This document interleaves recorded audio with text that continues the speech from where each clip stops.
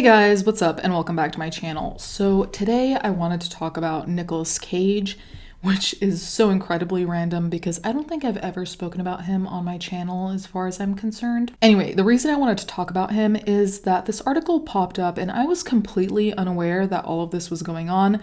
I don't know if I missed it on social media or if I'm just not hitting the algorithm in a certain type of way, but there's news, and it's all rather both troubling and ridiculous, so we should talk about it. So it says, Nicolas Cage's ex is suing him and their son. She says Weston Cage beat her and dad shares blame. Now, first of all, I didn't even know that Weston Cage existed, so let's jot that down real quick. This is what he looks like, by the way, which for some reason I expected a direct copy of Nicolas Cage. I don't know why. Nicolas Cage is almost like a mythological creature, so I feel like anything that comes from him would just be very weird, so I'd expect an identical child. An ex-girlfriend of Nicolas Cage is taking legal action against the actor and their son, Weston Cage, alleging that Weston, whom she describes as a 300-pound professional fighter, left her with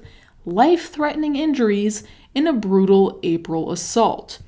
Christina Fulton intends on suing her son for assault and battery and his father for failing to prevent Weston from committing acts of violence while under his care, according to an unfiled civil complaint submitted to the Los Angeles County Superior Court on Tuesday. Now, I want to stop here for a second because I do think that there needs to be a level of nuance. And I'm sure that you guys are tired of hearing me say that over and over and using that word, but I really do think that most things in the world are not black and white. And I do think that there has to be a level of context here. If their son was a 15-year-old boy who was under Nicolas Cage's care, and under Nicolas Cage's care, he went totally haywire, he was allowed to do whatever he wanted, he was allowed to act on violent negative impulses, I can understand blaming Cage. That being said, this is a grown man. So this assault happened in April. Weston Cage, as of right now, he's 34. If Nicolas Cage was there and he didn't help or prevent the assault or intervene or defend her, that's one thing, and I will agree, he should have intervened. Anyone who was there, whether it was a man or a woman, should have intervened to prevent an assault. Duh. At the same time, though, if he wasn't there and their son is a full-grown adult, almost 35 years old, I'm not really sure what exactly she could expect Nicolas Cage to do. That also being said, if this was a problem that began time ago, if he was already a quote-unquote problem child or a problem teenager, this is a problem that had to be addressed ages ago. So even bringing it up now and suing for it now, I'm not really sure what the purpose is, and I'm not really sure what she's hoping to do. If she wants to sue the son, that's one thing, and I think that would be justified if you were assaulted. That's completely understandable. That being said, if your adult son decides to assault you, and Nicolas Cage isn't there, what was supposed to happen? What was Nicolas Cage supposed to do? Which is why I don't even understand why he's being dragged into this, unless it is again for, oh yeah, PR. I don't know if that's the case either.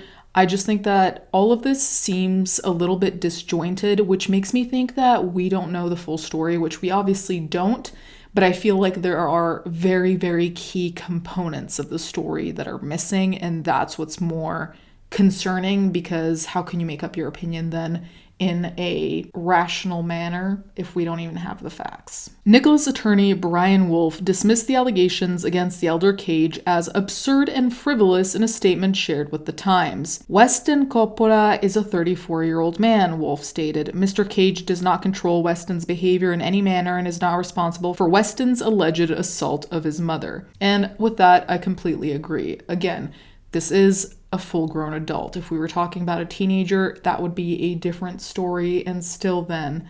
But as a 34-year-old, I don't know really how you're going to drag in a 34-year-old's father to say that he's partially to blame for an assault that really had nothing to do with him as far as we know anyway. Fulton is seeking unspecified damages from the two Cages for the quote-unquote catastrophic physical, emotional, and economic harm she has endured due to an unprovoked attack by their son, Weston, according to the complaint.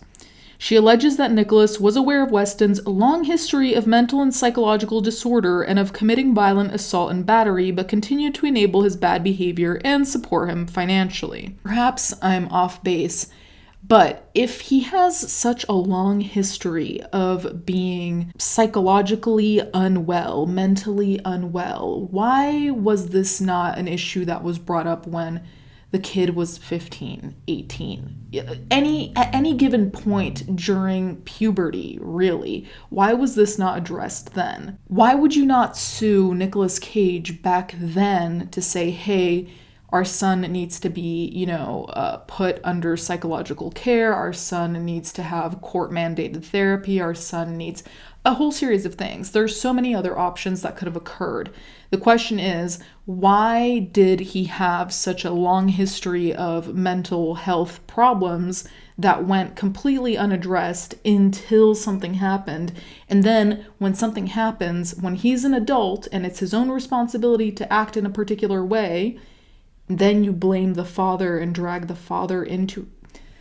You see why this doesn't make sense to me? Weston Cage could not immediately be reached for comment. Weston was arrested in June and charged with 2 felony counts of assault with a deadly weapon following accusations that he attacked his mother and a person named Rohit Jagadish. The Los Angeles Police Department said in a July statement to the Times that Weston punched 2 victims multiple times, causing injury. He pleaded not guilty to both charges in July. Fulton said she'd gone to visit her son after receiving urgent messages from his friends regarding his deteriorating mental state and asking for help. But he attacked her in a fit of manic rage, she said in a statement released after his arrest. In the lawsuit, Fulton alleges that Weston attacked her on April 28 in a parking lot elevator and lobby near his home, causing severe and life-threatening injuries. They include a concussion, an eye injury, multiple bruises, neck and throat injuries, dental trauma, tinnitus, abdominal trauma, and PTSD, she alleged. Fulton accuses Nicolas Cage of enabling Weston's criminal behavior by turning a blind eye to his violence and mental health struggles while continuing to support him financially. She alleges that the actor bought Weston a condo next door to him, bailed him out of jail multiple times, and drank alcohol with him despite knowing he struggled with substance use. Now, obviously, we can't confirm or deny any of these things. Assuming that these things are true, if Weston did attack her and someone else, punching them and causing life-threatening injuries, again, I really don't know why Nicolas Cage is being dragged into this at all. Genuinely at all. The thing that confuses me here is that to a degree Weston is being infantilized, right? Because what's being said by attaching Nicolas Cage to this, who has nothing to do with it other than being this man's father, nothing to do with the attack as far as we know, you're basically saying, hey, this is your kid, and because it's your kid, it's partially your fault, which would make sense if this were a 15-year-old. But again, we return to the main point. This is a 34-year-old. So to attach Nicolas Cage in any way seems ridiculous. Now, if Nicolas Cage did effectively drink alcohol with him when he had substance use issues, that's irresponsible. That is... To say a bad idea is such an understatement, but it's irresponsible. To be honest, it seems like an attempt to get money, because realistically, if you want to sue Weston for what he did, which you should if he assaulted you, then go ahead and do that. But attaching Nicolas Cage to it immediately makes headlines, immediately makes some PR moves. So I'm wondering, is that what you're doing here? Because otherwise, it doesn't really seem like it's about the assault.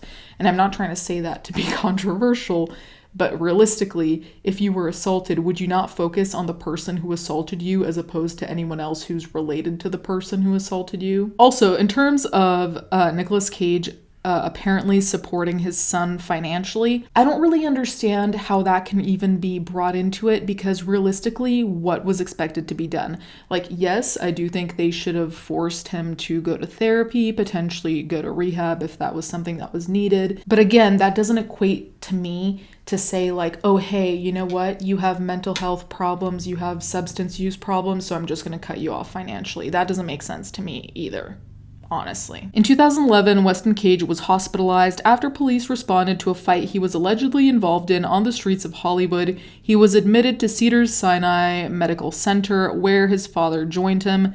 Days earlier, Weston and his then bride, Nikki Williams, were arrested and booked on felony domestic violence charges after an incident at their apartment. And in 2017, he was detained on suspicion of DUI and hit and run. The complaint alleges the April attack devastated Fulton's thriving career as a former model, actress, and entrepreneur, interrupting her filming of a Netflix show and skincare and fitness ventures. See, here it seems like the issue has been a long-standing issue. So again, we return to the main point I said before. Either he should have been strongly urged / forced into going into some kind of care, therapy, whatever you want to call it, but to bring it all up now, years upon years later, when this has been a long-standing problem, which it doesn't seem like she either really did anything about, is strange. And it's also a question of taking responsibility as being half of the parents, right? Because here, Nicolas Cage is being framed as like the parent. And it's like, well, she's also a parent. She also has ownership over, to a degree, ownership over her son and what he does until he's a minor.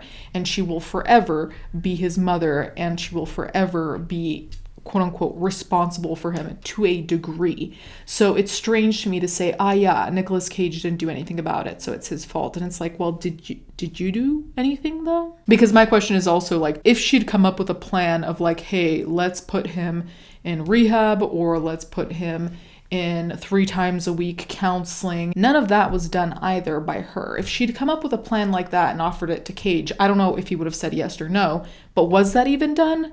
Because the question here is, was she passive until something happened and then she was like, you know what? I'm not going to blame the person who did it. I'm going to blame the person who did it and his father for not doing anything about it. It all seems ridiculous to me. Fulton dated Nicolas Cage from 1988 to 1991. In 2009, she sued Cage, alleging that he owed her $13 million and had broken a promise to give her a house in Hancock Park. The case was settled under an undisclosed agreement in 2011. I don't know what the $13 million he owed her would be for. No idea about that, so I'm not going to comment on that. But the fact that he'd broken a promise to give her a house in Hancock Park, I don't know if that was officially part of the lawsuit, but if it was, that is so beyond ridiculous. And to turn an alleged promise into a lawsuit is insane, especially if it's with a partner or ex-partner. In November 2024, Fulton filed a lawsuit against Weston's third ex-wife, Hila Arunian, accusing her of embezzling $100,000 and requesting a fraudulent restraining order that prevented Fulton and Nicolas Cage from seeing their granddaughters. So as of right now, that is where the article ends. There's very little out there about it right now because this is relatively quote unquote breaking news. I only found out about this because I got an email from like the New York Post or something. That being said, I really do think that where we put the responsibility is extremely important, not just as a general precedent also for other cases, but as parents with adult children. I really don't understand what she expected Nicolas Cage to do, and I really think it's unfair to put him in the position to take the blame for any of their son's actions, especially if these actions have been long-standing, let alone especially if these actions have been long-standing even with partners, because as it said in the article, the partner allegedly embezzled money. So I don't really understand how it is that we can put the blame on Weston and Cage at the same time, when Cage, his only real blame is potential irresponsibility, sure, which he would share with his wife, by the way, or ex-wife, but also it's Weston doing all of these things. So I'm really confused at that, and perhaps my understanding of legalities is shallow. That's for sure, actually. But as an adult, I really don't understand how you can try and say, oh yeah, his dad didn't stop him from doing something as an adult man, and so it's partially his dad's responsibility. I don't get it. To me, a lot of this sounds like a cash grab, because obviously the son shouldn't have assaulted her, and if she wants to sue the son for assault, like I said before, that's completely valid, and he should pay the consequences for assaulting her. That being said, it also is mentioned here that Cage is the one financially supporting the son. So it's also like, any money from the son won't be coming actually from the son. So you need to drag the father in some way, or else no money is going to come from this, especially since apparently there was the filming of a Netflix show, and I think it mentioned the skincare line, I believe it was. So I'm just wondering what is the desired end goal here? Because in my opinion, if I had a son who assaulted me, my end goal, if I did sue, money would be the last concern, as opposed to, well, first of all, the devastation of having your own family hit you, beat you, whatever happened. Money would always be secondary to that. Now, granted, money is important. Of course, you need it to live. You need it to go forward. But at the same time, it's hard for me to believe that Cage wouldn't help support her if she was having financial problems.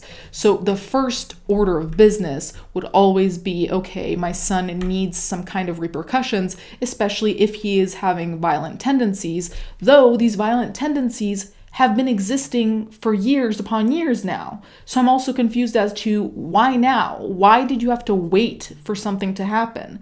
Again, we don't know the full story. Perhaps there was rehab, perhaps there was counseling, therapy, whatever you want to call it. But this whole story rings as extremely strange if you read it like we did with the information we have right now. Anyway, you guys can let me know what you think in the comments down below. Thank you guys so much for watching. Thank you to my patrons as always, and I'll catch you guys next time.